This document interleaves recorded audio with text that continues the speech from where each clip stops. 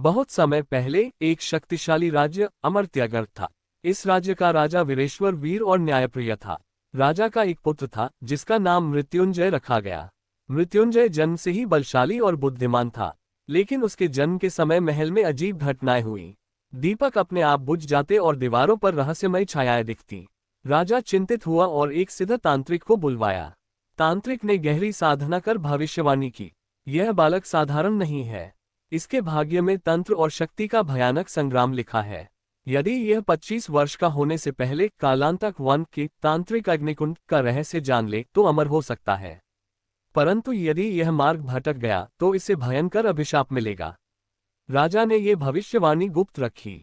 मृत्युंजय को युद्ध, शास्त्र और मंत्रों की शिक्षा दी जाने लगी, लेकिन मृत्युंजय को अपने भाग्य का रहस्य जानने की इच्छा थी। एक दिन मृत्युंजय को कालांतक वन की कहानी पता चली। ये वन रहस्यमयी तांत्रिक शक्तियों से घिरा था। इस वन के बीच में एक तांत्रिक नगर था। इस नगर में अघोरी और तांत्रिक अमरता के रहस्यों की साधना करते थे।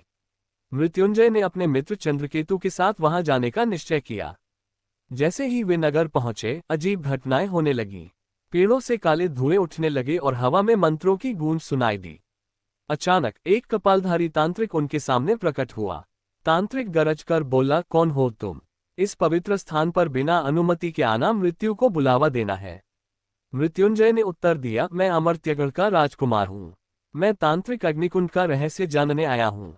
तांत्रिक हंस पड़ा और बोला, यदि तुम इस रहस्य को जानना चाहते हो तो 3 परीक्षाएं देनी होंगी। पहली परीक्षा, मृत्यु का द्वार। मृत्युंजय को एक अंधेरे गुफा में भेजा गया। यहाँ उसे 5 भयंकर राक्षसों से युद्ध करना था। वे राक्षस तांत्रिक ऊर्जा से बने थे। केवल दिव्य अस्त्रों से उन्हें मारा जा सकता था। मृत्युंजय ने मंत्रों और तलवार से उन्हें परास्त कर दिया। दूसरी परीक्षा, भ्रम का मायाजाल। अब मृत्युंजय को एक विशाल दर्पण कक्ष में भेजा गया। हर दिशा में उसकी ही परछाइयां थीं। उसे असली द्वार खोजना था। हर बार जब वह आगे बढ़ता, दर्पण उसकी राह रोक लेते। उसने ध्यान किया और अपनी आंतरिक शक्ति से द्वार खोज लिया।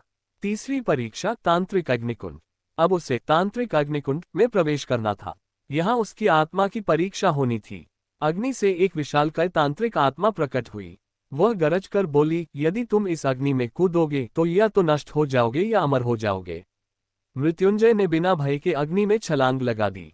अग्नि ने उसे जलाया, लेकिन वह अमर योद्धा बनकर पुनः जीवित हुआ। तांत्रिक आत्मा ने प्रसन्न होकर उसे अमर कवच प्रदान किया। उसने कहा, अब तुम अमर योद्धा बन गए हो, लेकिन याद रखना, यदि तुम इस शक्ति का गलत उपयोग करोगे तो ये तुम्हें ही नष्ट कर देगी। मृत्युंजय विजयी होकर अपने राज्य